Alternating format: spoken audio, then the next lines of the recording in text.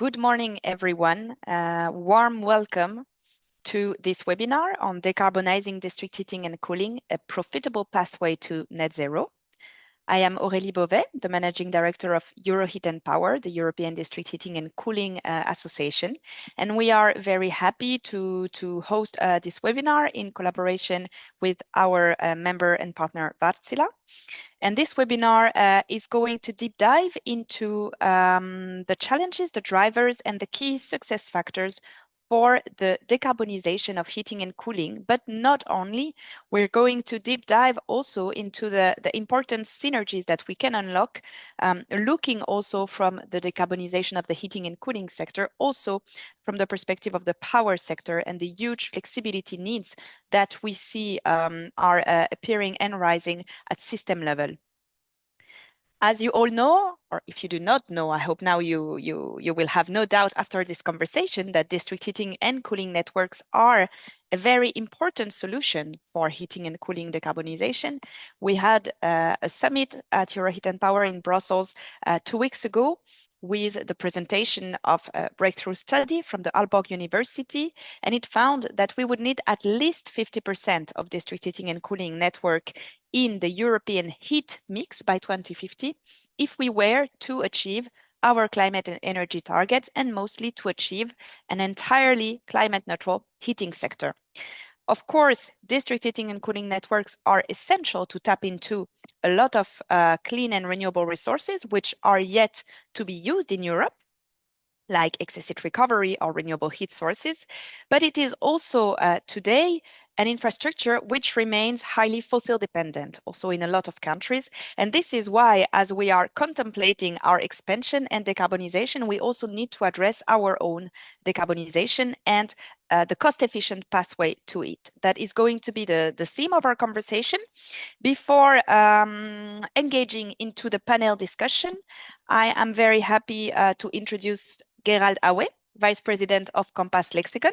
So he's going to tell us a bit about the study that they have been developing, looking into this topic of flexibility and decarbonization and what are the learnings for us. If you have a burning question, and to all the audience in the chat, don't hesitate to write your questions and comments in the Q&A section, and I will make sure to take them up when the time allows and when it's relevant. We will have a dedicated Q&A session at the end, so if your question is not taken up yet, don't worry, it will come. Gerald, very happy to have you with us, and the floor is yours. Thank you very much, Aurélie, and welcome to all of you. Thanks for the participation in this webinar. And thank you for the opportunity to present some of the key insights from the study commissioned by Wärtsilä. And we asked us about how to advance low carbon district heating and what are the effects also on the power system.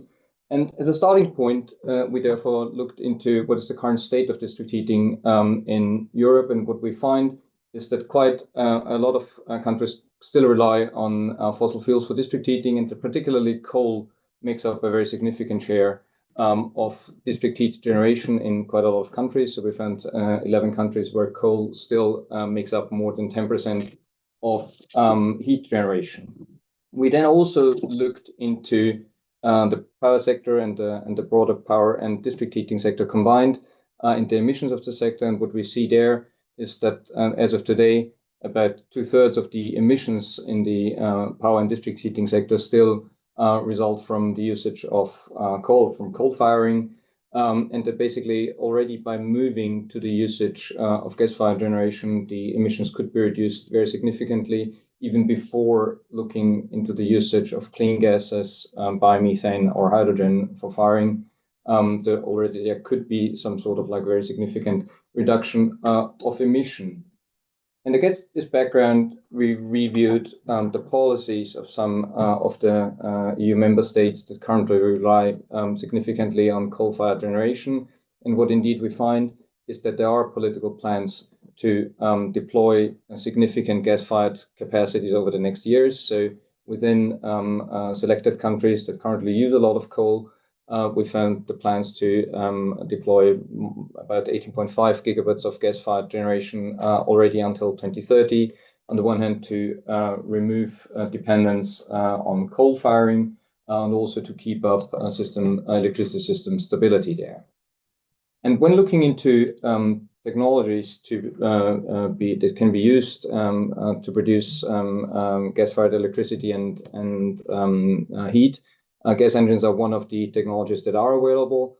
And indeed, what we see here is the huge potential to reduce emissions compared to coal firing. So even when using natural gas, the emission from using gas-fired generation are much lower. And there's, of course, the option and opportunity to completely decarbonize the production of heat and power generation by moving to biomethane or to climate neutral hydrogen, or in an interim to blend in those gases to thereby reduce the emission from heat and power generation.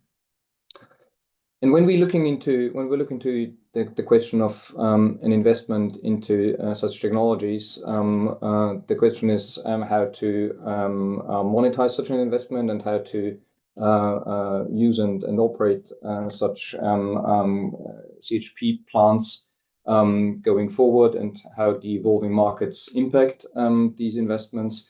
And what we therefore did is we looked in what is called the revenue stacking from usage of flexible technologies.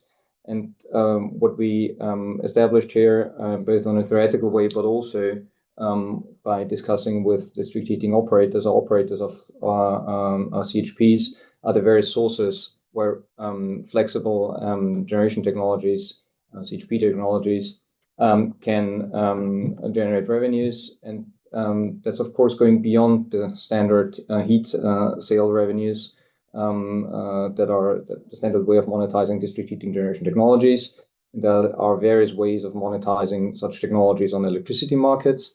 So there's, on the one hand, the ability to just sell wholesale electricity and thereby also provide longer-term flexibility. But there's also the opportunity, and particularly with flexible gas engines, to provide what is called ancillary services. So very short-term flexibility for transmission system operators in order to maintain grid frequency, what's called secondary and tertiary reserve, where the TSO calls upon providers on very short notice to increase or reduce electricity generation. Beyond that, there's also the need to ensure the long-term stability of the grid by providing firm and dispatchable capacities. And this is like in various countries remunerated using capacity remuneration mechanism. And those also allow some revenues for such investments. And finally, in some countries or several countries, there are, or there were, or there probably could be in future subsidy schemes for CHP technologies to allow for their deployment. And as mentioned already, we've looked into those various sources, not only from a theoretical point of view, but also based on case studies. So we discussed case studies, or we discussed these developments with 4 different systems in Estonia, in Denmark, in Poland, and in Budapest, or in Hungary and Budapest. And we will touch upon 2 of those cases in this presentation here. When we look in the first case study here, that already shows one of the key properties of flexible CHPs, namely the opportunity to work in a portfolio with other technologies. So basically, together with heat pumps or electric boilers or other low carbon or decarbonized technologies, produce heat in a portfolio and produce heat irrespective of the market environment. So whether or not there are high or low power prices, there's the possibility to flexibly react on the market environment by producing heat with the relevant technology that can best accommodate those price situations. When we look into the question of flexibility provision, we assess the need for power system flexibility illustrated on several countries and several country case studies here. And what we see is that due to the deployment of renewable energy sources, so intermittent renewable generation, the need for flexibility increases significantly across all timescales. So in all countries that we looked into, flexibility increases, and in all timescales that we looked into, so going from daily to seasonal flexibility, the flexibility needs increase. And as a second element of the changes of the power system, we also looked into the changes of the price structure, the power market price structure. So those systems that are going towards increased renewable deployment usually experience two types of evolvement of the price structure. There's an increasing number of low or zero price hours, so when basically electricity is very cheap, and thus, on the other hand, an increase of the number of hours and the level of the prices in some hours where there's like high peak prices. And these like peak prices and low prices allow then to monetize flexible technologies already on wholesale markets. And when looking into wholesale or electricity sector long-term flexibilities, and particularly on long-term flexibilities, then we see the picture of various technological solutions being available, but several of those also facing some sort of constraints. So the technologies that allow for long-term flexibility include interconnections, include nuclear, include pumped hydro, but some of them, frankly, have acceptability issues, and like nuclear, and others face restrictions of their potential. For example, hydropower, where there is probably still a bit of potential to be built, but that's not unlimited. And against this background, thermal solutions, either running on natural gas or going forward running on clean gases, are one of the solutions available to provide long-term flexibility. Beyond long-term flexibility, there's of course also, as mentioned, the need for shorter-term flexibilities for ancillary service provision. And what we did here is we compared the technologies that are available to provide those shorter-term flexibilities. And among the gas-fired technologies, we compared turbines with combustion engines. And what we generally see is that combustion engines are quicker to react on needs and market developments, and also are smaller and therefore more modular, and therefore allow for the integration also into smaller heating systems. And when we look again in one of our case studies, and this is like the Hungarian case study, then we see that these high flexibility properties of gas engines actually play out in the Hungarian market here. What we see here is that gas engines play a significant role in the Hungarian ancillary service market, and frequency restoration reserves are provided to some significant amount by gas engines here. Looking into the third element of monetizing gas engines on power markets, the CRM, so the capacity remuneration mechanisms, that's also a development that can be seen across Europe. So the number of countries that have implemented capacity remuneration mechanisms has increased significantly over time. So the need to stabilize systems amid the deployment of renewable systems leads to ever more countries deploying those remuneration mechanisms, and thereby incentivizing investments into technologies that are dispatchable and that can provide firm generation. And this is also available, of course, for CHPs that can produce both heat and electricity on a firm basis, as long as they meet the emission limits that are set for those remuneration systems. And based on the emission limits that are set currently, already gas-fired, like lateral gas-fired generation would work here. And again, here's of course the possibility by blending in renewable gases to move forward to accommodate even stricter emission limits in the future. Finally, in terms of financing and subsidies, we looked into the EU taxonomy for sustainable investment. This is regularly considered when looking into the ability to finance investments in energy generation technologies. And that's also partly a relevant framework to assess or condition to assess the eligibility for subsidies. And what we find here that gas-fired generation is deemed to be a sustainable investment in those cases where it is replacing coal. So in all those countries where there is a lot of coal, and those are highlighted on the right-hand side, there is the possibility to classify investment in gas-fired CHPs as a sustainable technology. And then it depends very much on the question of the exact technology deployed, whether the energy saving can be achieved, whether the GHG as a greenhouse gas emission can be achieved.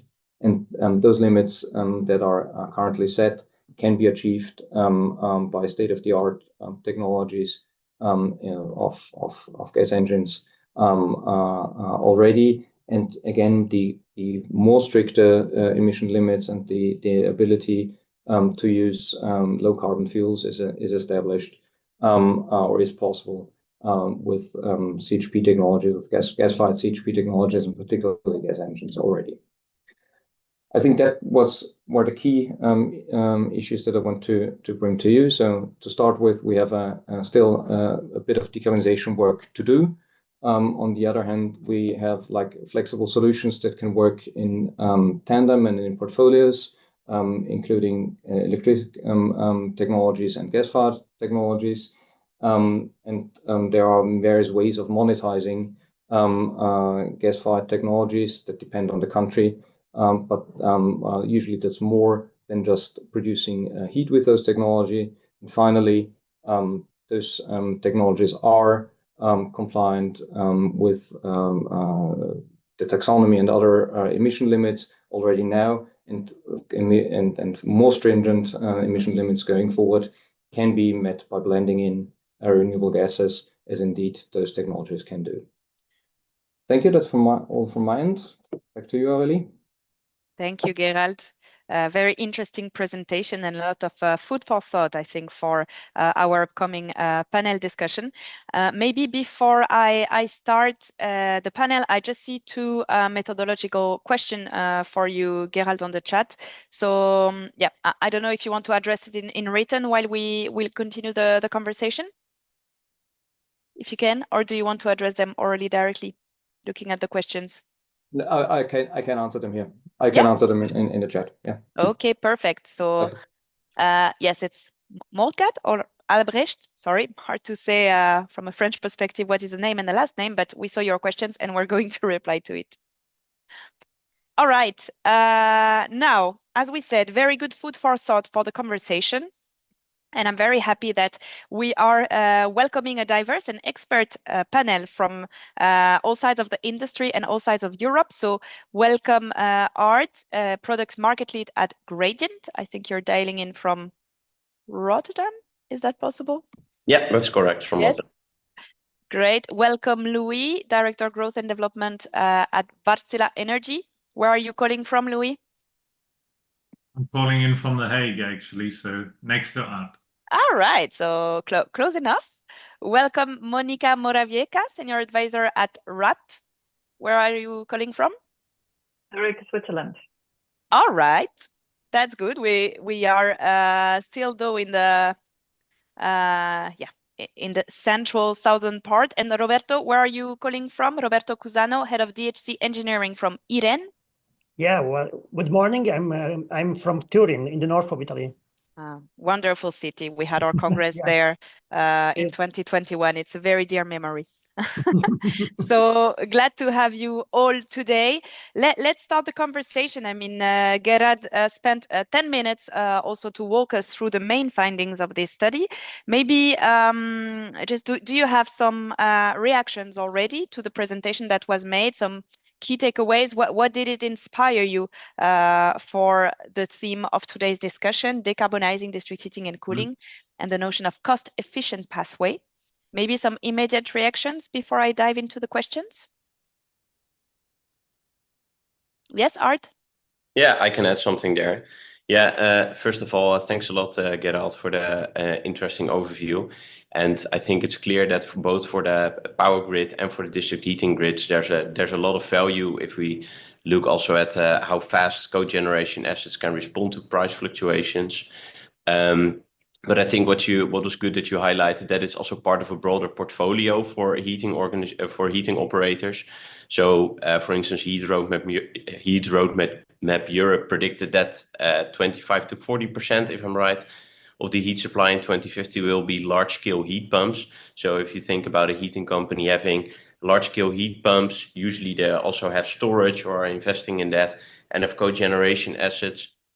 Well, then it's a difficult puzzle actually to use them together every day based on the right price signals. I love the perspective of the volatility of electricity markets, but we're also talking about heat supply that cannot be risk towards a city, and cogeneration assets often base load. So I think also there's to unlock the perspective that you showed, there's really also a need for maturing organizations and digitalizing more to actually unlock the value that you showed. So great, thanks for the insight.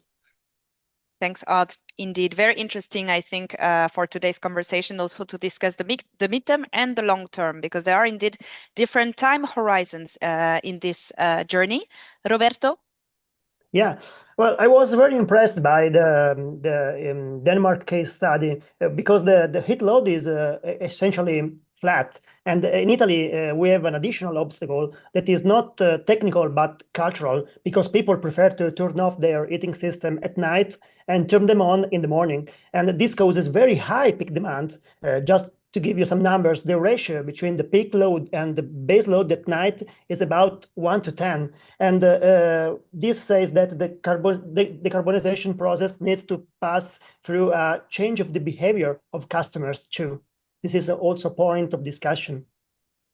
Mm-hmm. Yeah, very different geographical profiles, you're right, that we need to cope with when looking at the decarbonization pathway. Louis?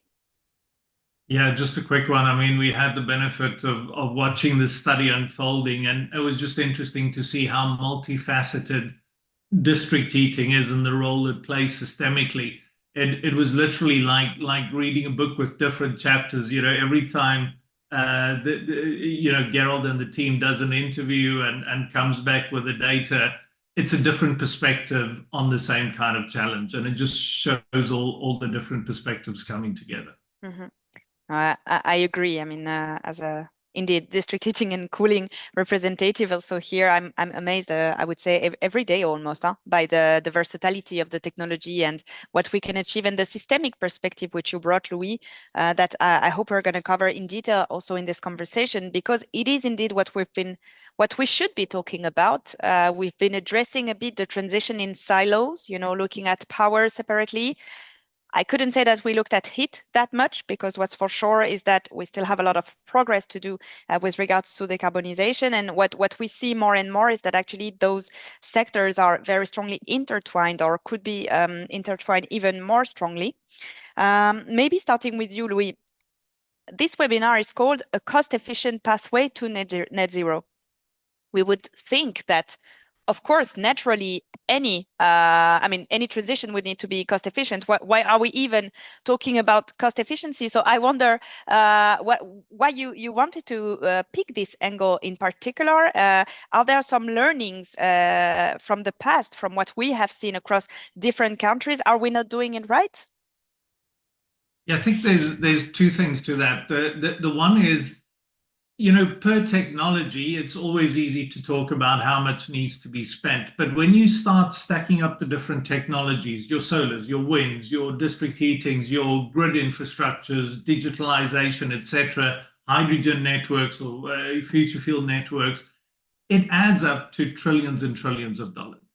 And it's really important to be very selective on the technologies you pick, to make sure that you leave as much room for the kind of must spend. I mean, we must spend on renewables, we must spend on grids, etc. So just by being smart around some parts of this and being as capital scarce as we can, it makes a big difference.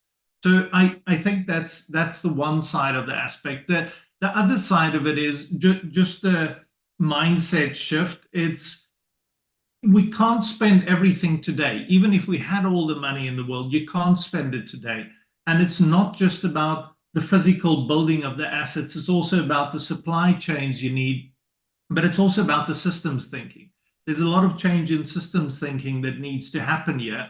And a lot of that was picked up in the study, but it just showed how, whether you're looking at it from a local district heating perspective or whether you're looking at it from a national policy perspective, how important it is to bring in that cost-efficient thinking to the benefit of the larger system. Looking at it technology by technology, you can say the technology is cost efficient, but if it doesn't really provide the uplift into the system, then you're actually slowing down your decarbonization. Mm-hmm. So you need to be selective. You cannot invest in everything at the same time. You need to be smart and you need to be systemic. Greatly put. Talking about being smart, Art, you're the smart guy on the panel, or at least when it comes to digitalization and smart technologies. So aside of the fact to use flexible solutions, and we're going to deep dive more into it, what about the use of digitalization? Yeah, good one. Thanks for framing digital as smart. I think there are also a lot of other types of solutions, but what I see for digital as the main benefit is basically that it increases the operational efficiency based on all the data that is already there for a district heating company. So what we usually see is that district heating companies already have a lot of data, but it's about leveraging those data to actually make the right decisions. And those decisions can be thought of from an investment perspective. So a lot of renewables need to be fit into the system. So which location are you going to add them? What's the impact on the current system? What will be the operational business case? But I think more important also in the context of the story that we just heard is if you want to run all your assets from a day to day or even from hour to hour, or if electricity markets are moving from 15 minutes to 15 minutes, digital can really guide that by bringing the data from electricity markets and the data from the heating networks. So as Roberto explained, users in a district heating network can do all kinds of different behaviors. So I think where digital really can play a role is by having a better understanding of what heat demand actually is and how that evolves through a network. So I think usually heat demand also was often seen as a single number or a single line, but that also determines the freedom that you have to actually make decisions on your storage or your cogeneration assets. And I think by going deeper in all the data that you have and understanding where in my network is my demand, and if I use my cogeneration flexibly, which supply is it actually going to add into the network, and which users is it actually going to supply? So getting a way more granular insight into what are the network dynamics, how is the demand happening, provides basically the space in which you can make flexible decisions on the electricity markets, and that makes that a heating company also can be sure that he's not prices. So I think that makes that you can use flexibility as an opportunity rather than a risk, by understanding also what's happening in the total system. I see also another question. I have a graph that would add to this example, but let's first go into the question. Roberto, if you want to step in. Yeah, I completely agree with Ard. We at Iren met several times with Gradient in the last year because we think that digitalization is a game changer for existing district heating networks, because real-time data collection and analysis, smart meters can enable matching the supply side with demand side. Machine learning algorithms can predict failures before they occur. And so digitalization can be the key for decarbonizing district heating and cooling through improved efficiency. I think that's a very good summary and addition, Roberto. And if I think about the cogeneration assets, they probably have a lot of sensors attached to them while they're working.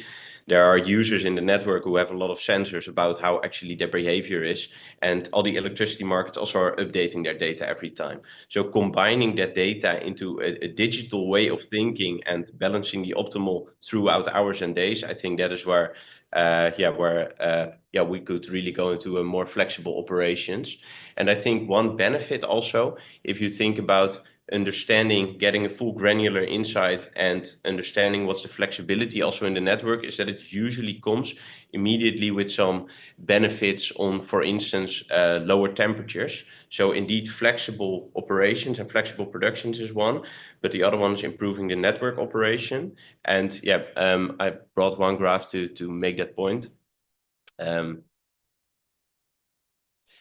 Which is going to appear any minute. If we can put on just the graph or the slide of Art.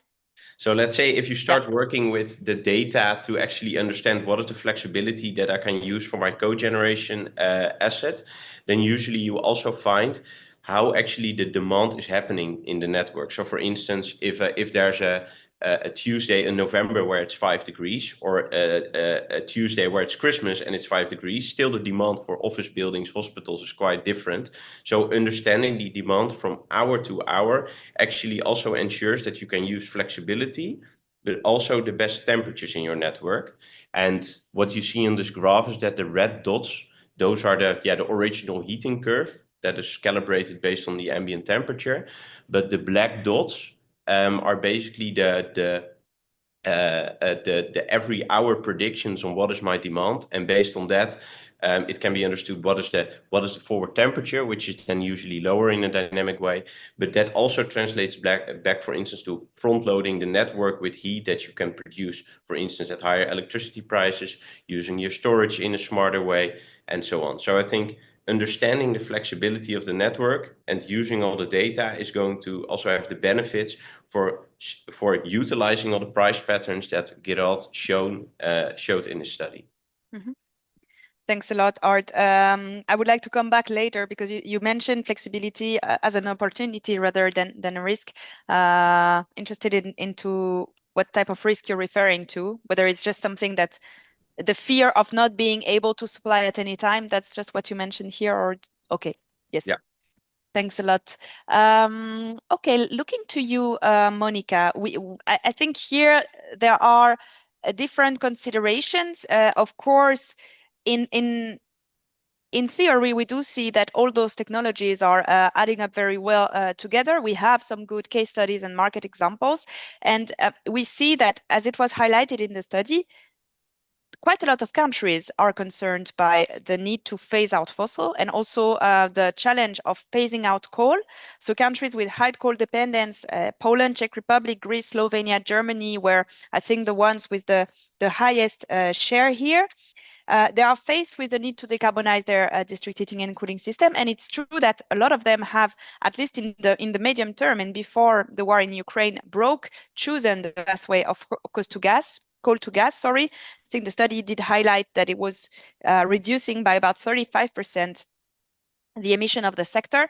So those investments are up to 2030. After 2030, in any case, district heating and cooling providers, if they want to remain qualified as efficient, they are not allowed by European regulation to continue investing in gas assets. So how do we bridge also the gap between 2030, 2050? And how do you see, from your perspective, looking at Central Eastern Europe in particular, the correct path? So from the coal to gas switch to then the total switch to climate neutrality. What is your perspective on that? Thank you, Aurélie. A very good question.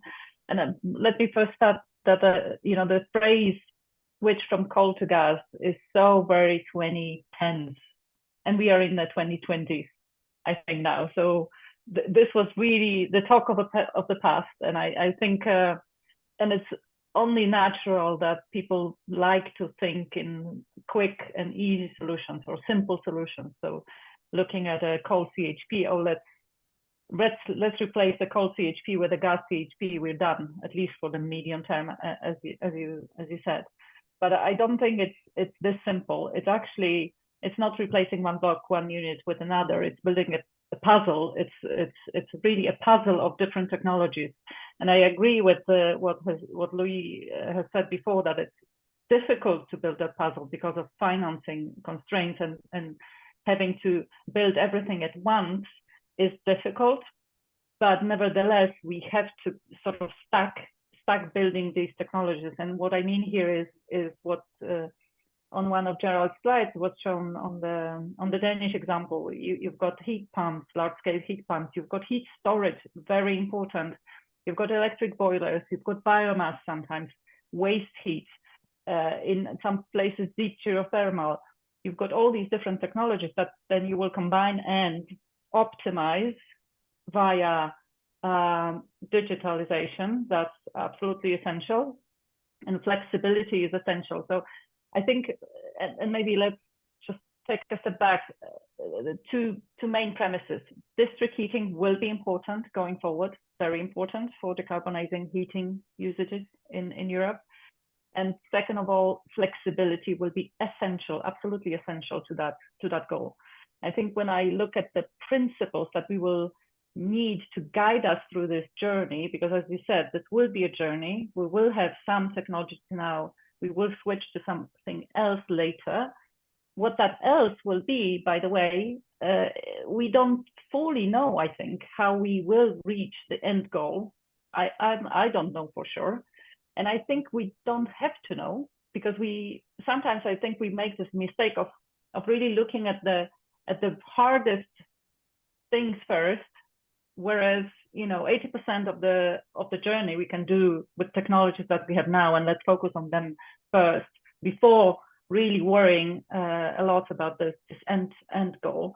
But I think about talking about these principles, I've got 3 principles that I would like us to think about when we're looking at this journey.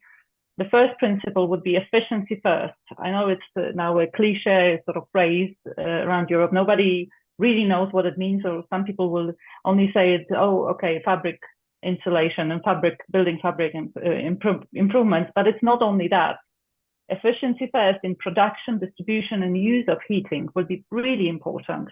And it's also loads of different technologies with digitalization at the core of it, but lowering flow temperatures in heating networks, waste heat recovery, integration of heating and electricity system, demand side flexibility, not only on electricity side, but also on heat side, heat storage. All of that is efficiency first principle.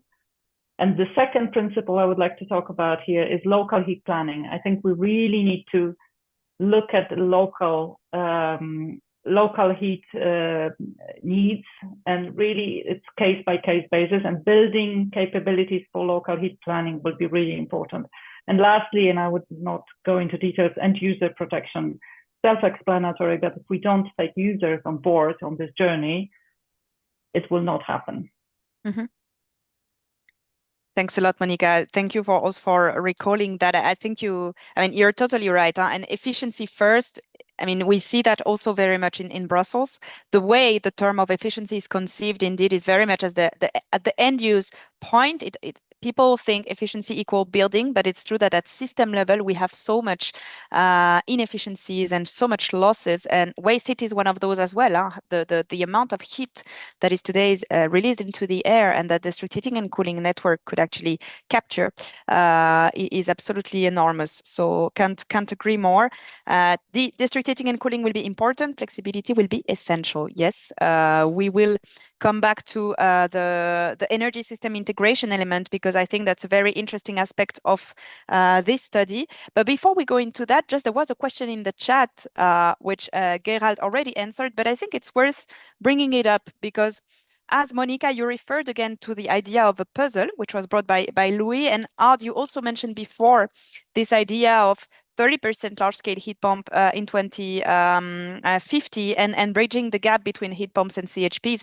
And someone in the chat was asking, are those two technologies mutually exclusive, or are they excluding themselves, or is there a competition between cogeneration and large heat pump in the long run? Maybe asking you, Roberto, or if you would be happy to take this first, because you're also in charge of, I guess, optimizing the future portfolio of IREN, for example. What is your opinion on that? Well, unfortunately, there isn't a solution for all, but the answer is a correct mix of technologies and strategies. The concept of cost efficiency is crucial because district heating is capital intensive and has long-term returns. And technologies has to be scalable because the risk is overcapitalization. I think that the first step toward decarbonization is prioritize efficiency. In Iran, we started to point on efficiency and flexibility very early. We manage 5 district heating networks in Italy. Turin is the largest one with a thermal peak of over 1,600 megawatts. And more than 95% of delivered heat is produced by CHP with high efficiency. A strategic role is played by heat storage, as Monica said before. As the network and the volumes increased in time, instead of installing new power plants, we were among the first in Italy to install pressurized heat storages.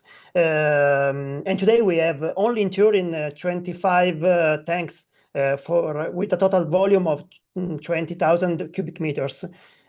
Storage is essential in flexibility because you can store energy produced with high efficiency at night and use it in the morning peak, reducing the use of heat-only boilers. In Iran, we are also introducing renewables.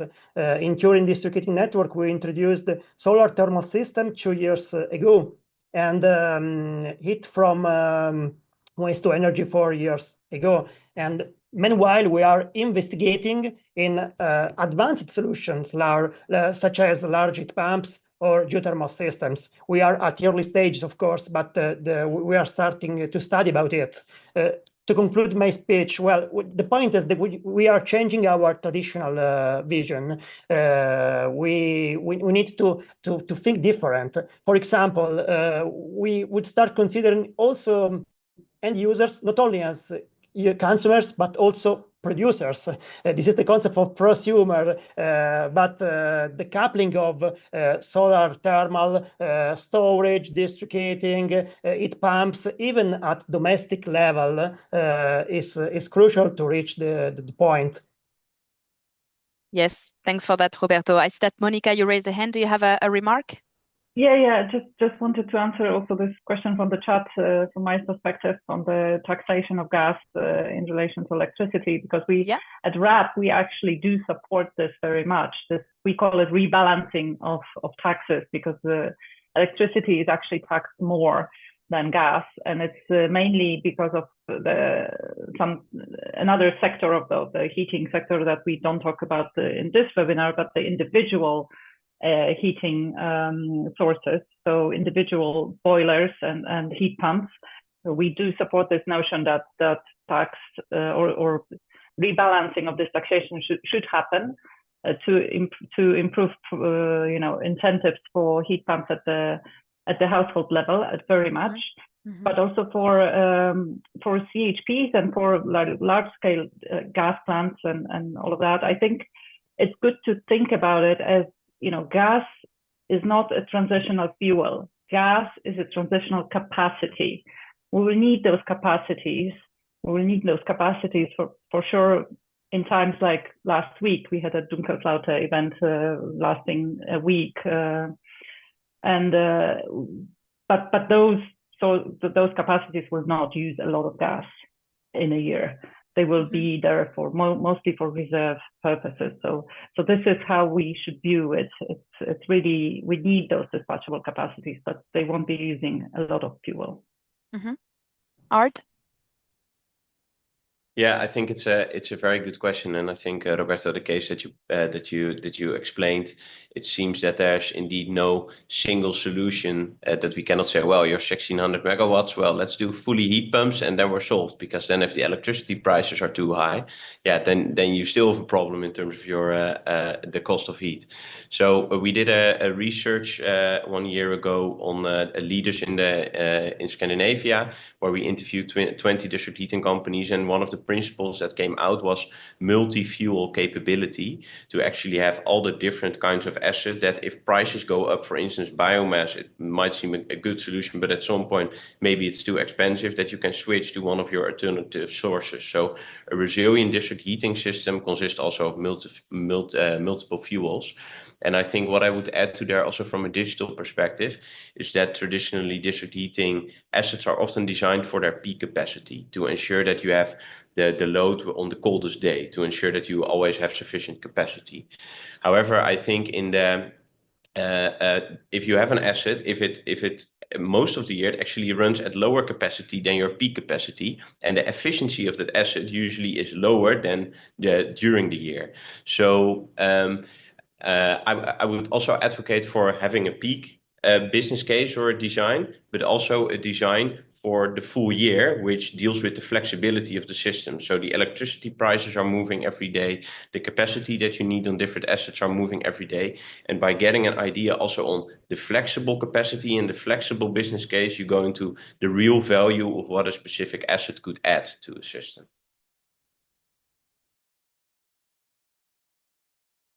Louis, yes, go ahead. Thank you, Art.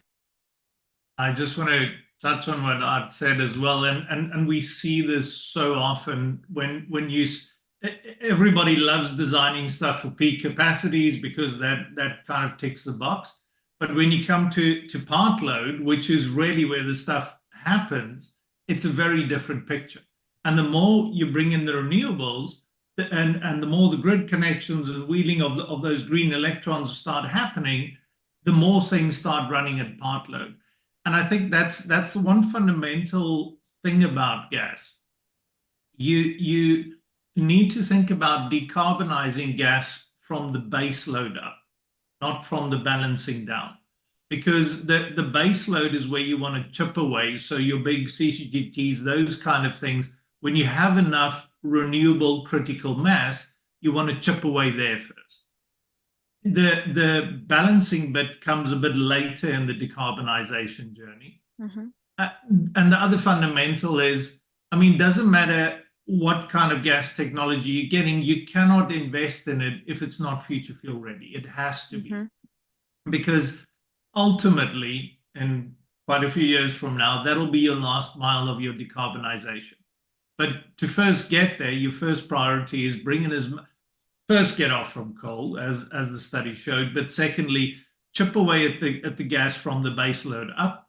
And then when you get to that last sliver, that's where you're waiting for future fuels or other technologies, etc., to take you through to there. Mm-hmm.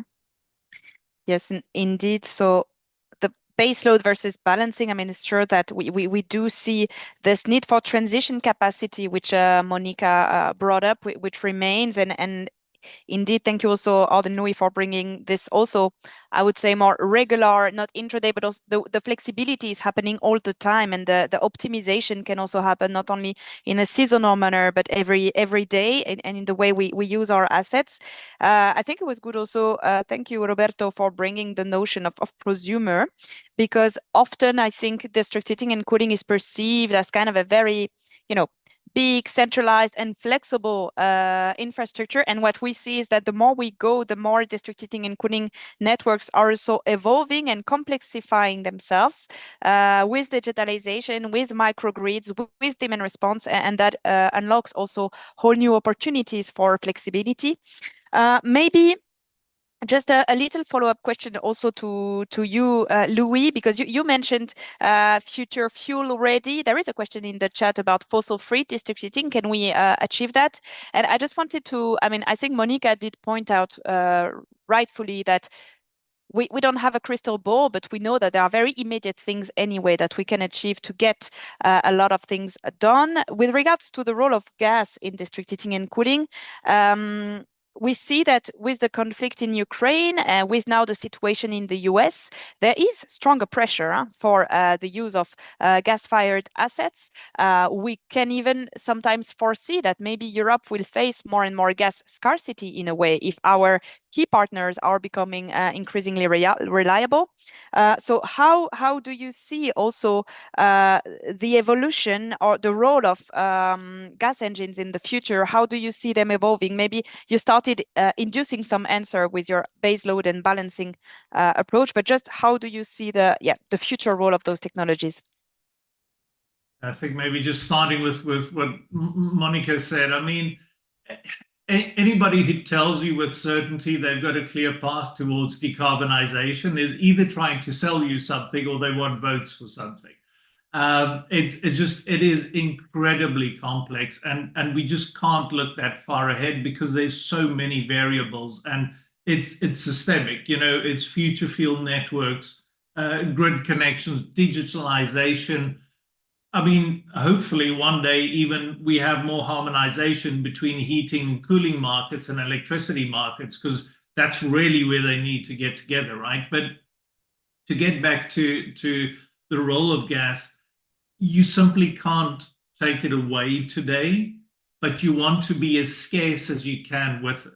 Just like you want to be with your overall investment, so too do you want to pick the least cost path to use gas. It's necessary for now, and it will have strategic value, as Monica said, for the Dunkelflauters or things like that. You need something there until you have the future fuels, and that technology has to be future fuel ready. But what we're seeing is in your technology choice on gas, it is really important to focus on the balancing and the flexibility values, because those are the roles that gas, especially on the engine side, will continue to play for quite some time, hopefully later with future fuels.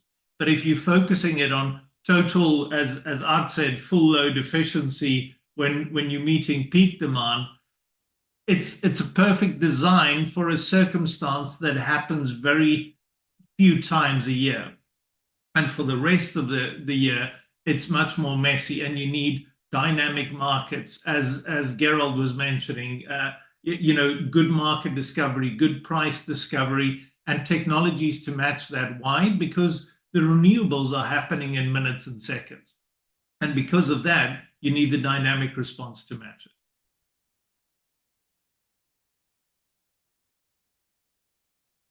Aurélie, you're muted. We can listen to you. Damn it, it's 2024 and it still happens. Thank you, Louis and Monica. It's great that you have a hand raised, because I will let you address your comment. And I also had a follow-up question to you then, as to your perspective of then how do we fully decarbonize the baseload, and how do we get this baseload in the countries that need it, wasted, geothermal, etc., to in the system, to also, as Louis said, use those gas assets in the best way possible in the future, notably with regards to flexibility. Well, yeah, thank you. First of all, I would like to fully support Louise that we really need the most flexible capacities that we can get. And I will just, by example, tell you that the curtailment that we are facing in Poland now, from last year already, but this year even more, and next year probably even more, solar is being curtailed a lot in Poland.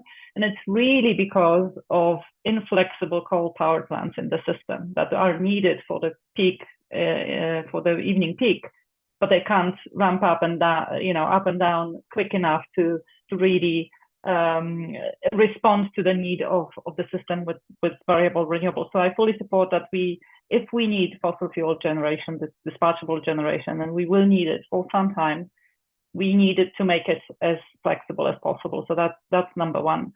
The future, number two, and maybe this is me speaking more from the sort of electricity system rather from the district heating system, but I don't think we have a baseload anymore. Or put it differently, we do have baseload in consumption, but we don't need baseload in generation, if you know what I mean, because we are meeting the baseload needs with different types of technologies at one time. Notably, heat storage will do a lot to meet the baseload need without having a baseload generation. So that's one point I wanted to make. And the future, of course, also looking at the Q&A, it's going to be challenging. I think biomethane will definitely play a role whenever it can and whenever it will be available and cost efficient.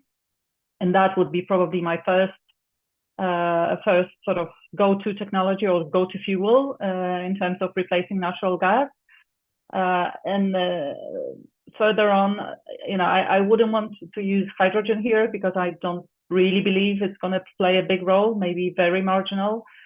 But yeah, something will have to be done.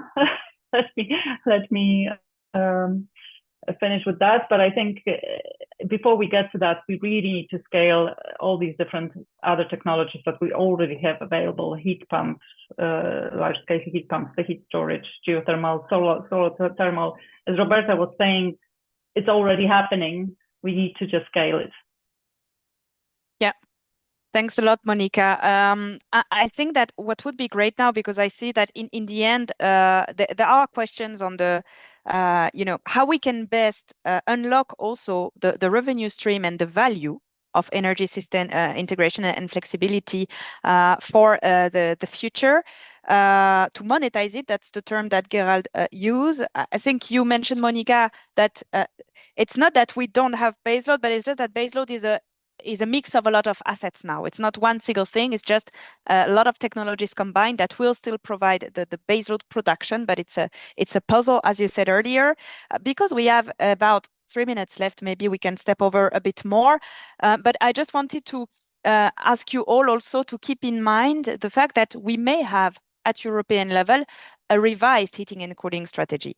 So the new energy commissioner has been tasked to look at heating and cooling decarbonization, has been tasked to work on flexibility, to work on energy prices. So everything that we are discussing now is also taking very much its relevance for future political debates that we're going to have in Brussels. But it's good if political debates reflect technical challenges and opportunities, ideally. So maybe we can start about the flexibility asset, from the curtailment perspective, the energy system integration perspective. How do you, maybe starting with you, Louis, how do you unlock the revenue streams? What do you need to unlock the revenue streams? And if anyone else wants to step in, please do. But do we have what we need to just market our flexibility or market some of flexibility, or are there missing links here? I think there's two just quick things. The one side is you got to be smart with your subsidies as well. And you got to be very careful, because if you make the subsidies not flexible enough, then you literally drive out investment. And if you look at the amount of money that's going to be needed, you have to make this attractive for private sector, but you need to make it attractive in such a way that they compete in the market. And not just look at capacity fees or something like that to carry them through. So you need to encourage them with the subsidies, but at the same time, you need to create as much price discovery in the market itself. And the more detail you can go on the price discovery here for the different kind of jobs that's needed, both in the electricity and in the heating and cooling, the more effective you're going to attract them, because then the business cases become more transparent. The more you don't do that, and the more you just have very regulated markets, 1 hour blocks or large blocks, it becomes much harder for private sector to uncover need, and then they fall back on capacity.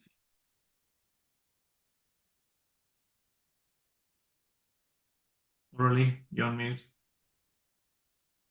Damn it. How do we unlock new revenue streams? Any other comment on this point? Yes, Art.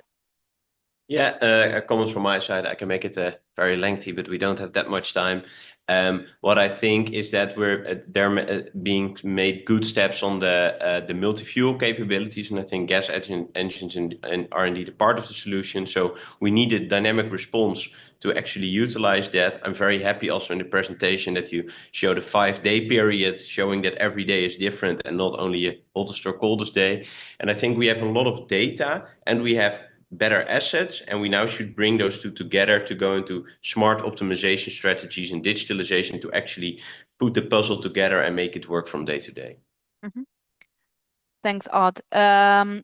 Also, if there are no comments on the market aspects, I just wanted to ask you if you could spend a bit of time on the financing, because everything we're talking about are investments. There was a study also, the which was released two weeks ago, which shows that at least for district heating, I think for electricity grids, it's about 1.6 trillion investments by 2050. For district heating and cooling, if we are reaching a 50% share, it's 1.12 trillion to be invested also by 2050, so slightly less, but still significant. And all these puzzle of technologies that we're talking about has a cost, whether it's also the modernization of the network, the creation of the other connection with those new generation assets that we're going to need to make play together. What would we need maybe for the future to also finance that? I don't know if Roberto or Monica, you could take it. Do you have, because there are some challenges, maybe where are the challenges, or how could we help with the EU for that? Yes, Monica, sorry, she raised her hand, but Roberto, you're next. Yes, okay. Just very briefly, I think what also Gerald showed at one of his slides, the taxonomy constraints are very real, and they are really felt by companies willing to invest in still fossil fuel generation, if you were talking about that. So I would probably go about it as packaging it. So you do present first of all, you review your current situation, you choose the pieces of the puzzle you need to add now, and you package it in one kind of financing package. So it is financeable, easy to finance from the perspective of taxonomy, because then you're showing, I'm not buying a gas-fired CHP or engine. I'm buying this piece of a puzzle with a larger kind of picture, because I need the solution to my problems or to my needs. But obviously, financing challenge will be a big one, probably the biggest one going forward, and also here the capability on the part of the very many smaller heating systems, smaller heating owners, of those smaller systems will be a challenge. So this is something for the EU strategy to address that, I think, as well. Yeah. Interesting point, Monica. Indeed, I think that's how they did it also in Germany. What we see that they basically conditioned the subsidy for utilities to the commitment to a complete decarbonization agenda and plan. But then indeed the subsidies were received are supposed to be granted for everything. So that's a good also win-win approach, where utilities have to make the effort to plan those investments and put together this plan. But then, of course, the financing is supported. Roberto? Well, I think that first of all, we need stability from a regulatory framework. Clear incentives are crucial. Also, an adequate support scheme on the supply side and on the demand side. On the supply side, could help the development of capital-intensive investments, both in the realization phase and by operating phases to face seasonal risks, and also an adequate support scheme on the demand side to provide a level playing field for a good choice from customers. And at the end, I think that is important also support for local authorities. Why? Because the risk that the institution could not fully understand the potential of district heating and cooling to meet the climate task and challenges. And so simplification, rationalization of the authorization process could help in shortening the time to market for DSG projects. Thanks a lot, everyone. Our time is due now, but it was really a very interesting conversation on the profitable pathway to net zero for district heating and cooling. And I think what I took at least from the conversation is that really there are far more opportunities than challenges when it comes to what we can do, being more flexible, being smarter in the way we optimize our assets, and really looking into the future perspective that we have, also technology-wise. I think, Monica, you said it very right, that we can achieve so much with what we already have. It's just about putting the pieces together in the right way. So thank you very very much to all of you, Ard, Louis, Monica, Roberto, and also to you, Gerald, not only for the input presentation, but for being such a fast and detailed respondent also to the questions on the chat. Thank you very much to the audience. You were over 120 today with us, so thanks a lot. And to everyone, have a very good day. The webinar will be available in recording very shortly, and we will continue this conversation offline. Thanks a lot, everyone. Have a great day. Thank you. Bye. Bye-bye.